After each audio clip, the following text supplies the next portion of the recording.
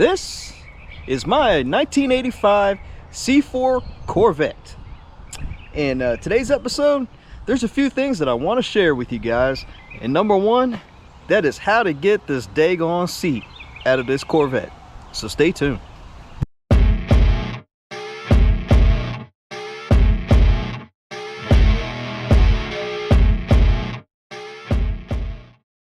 Welcome back to the channel, you guys. My name is Jack. This is GasDiesel Garage, and thank you for tuning in. And if you enjoyed this stuff, please like, subscribe, throw a comment in there. I don't know, do whatever to help the YouTube algorithm. But today, I'm gonna do a few things. It's my C4 Corvette. Now, this Corvette is not the Corvette that I'm building. I may use the chassis for something, some other kind of build, but what I'm gonna do is pretty much strip this thing for what I need for it, because if you guys been following along, I have a 1984 C4 Corvette, one owner car, and I can't wait to get that thing rebuilt, or basically get back on the road. But the reason why I bought this C4 Corvette, this 85, is because I needed the daggone doors. Can you believe that Corvette owners don't want to give up their parts for very cheap? So yes, I needed the guts for the doors for my 84, but the thing is, for the price of the guts in the doors, I could have bought the whole vehicle. So yes, I bought the whole daggone thing. That's right. Now under that tarp over there, that's the good C4 Corvette. But you can't go wrong with some C4 Corvettes.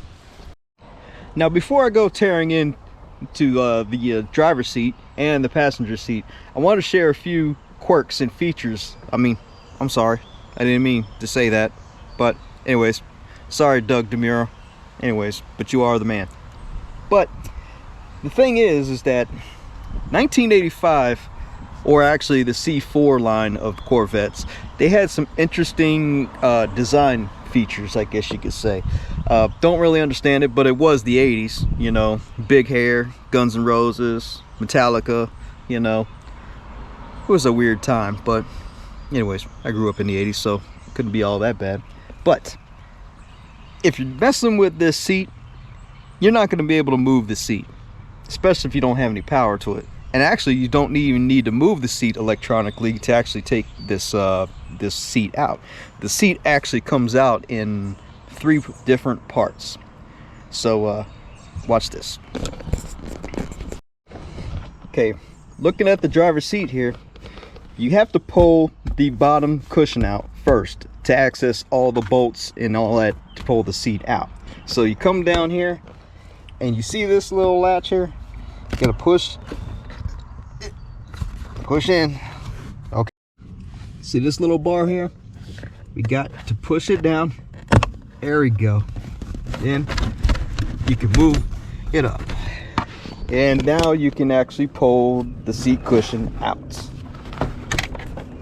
For 1985, this interior is pretty daggone good, I have to say that. Now that was just the first stage. Second stage to getting out the driver's seat is, now you gotta hit these bolts, 1, 2, 3, and 4. These 1/2-inch bolts. You gotta take them out. All right.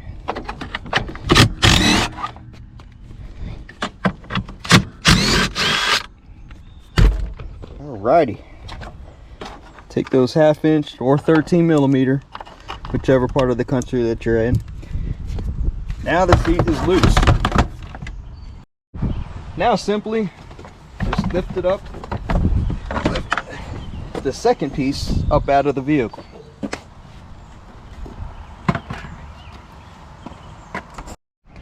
Now for the third and final piece of the driver's side seat, you got to take out that 13mm or half, and that 13mm or half, and then you got to pull these out. These little slide pins, or I'm sorry, push pins. You got to pull this out, and then it comes out. Then pull this plastic cover off, both sides, right there. Pull that out, pull that out. And then you have two more 1/2" bolts, or yes, 1/2" nuts rather. Take that out, take that out. Now the best way to do this is to get yourself a ratchet wrench and start, there you go, start wrenching them out. But you can see I've already taken this out, so let's take the nut off. Okay, there's another one. Take that one off. Right. Hit this one.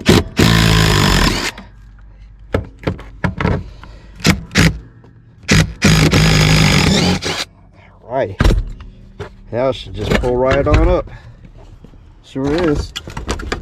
And make sure you disconnect your power seat. Okay. Disconnect the plug. Pull the frame out. There we go.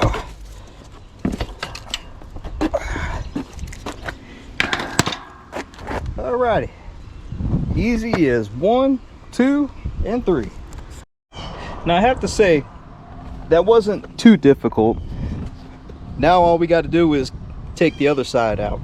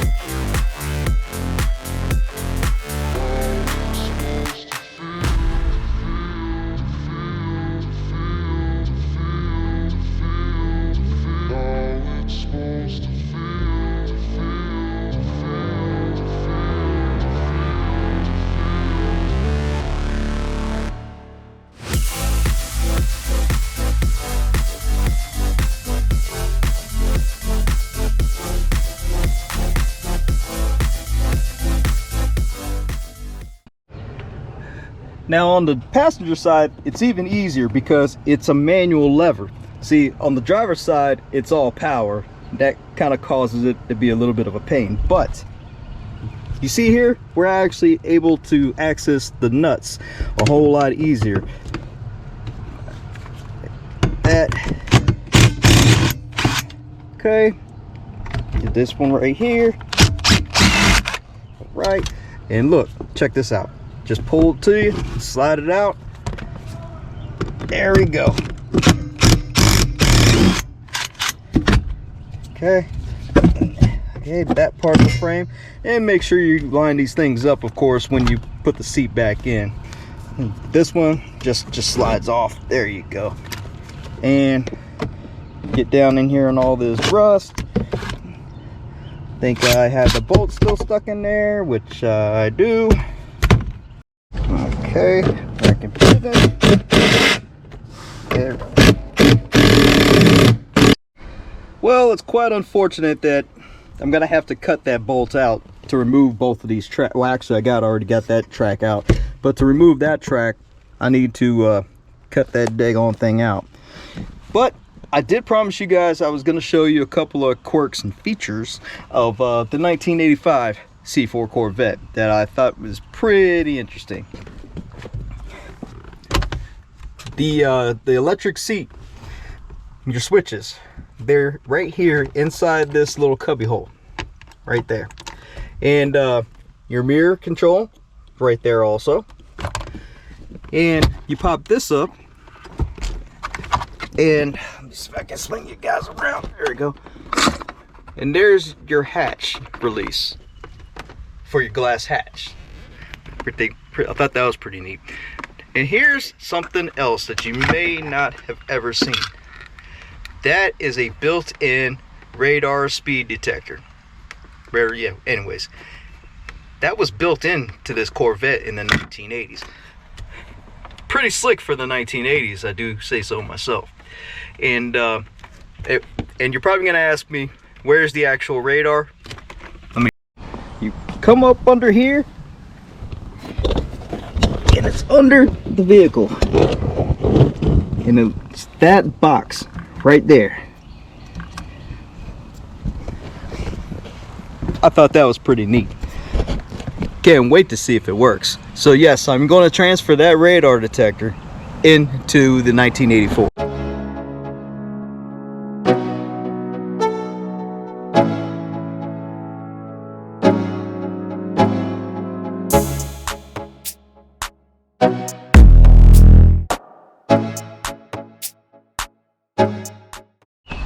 Well, I think we solved the mystery on how do you take the seats out of a 1980s Chevy C4 Corvette. Well, that's going to be a wrap for this episode of Gas Diesel Garage. Please like, subscribe, and follow along on the Corvette build, because this thing is going to be really nice. I promise you that. So until next time, peace.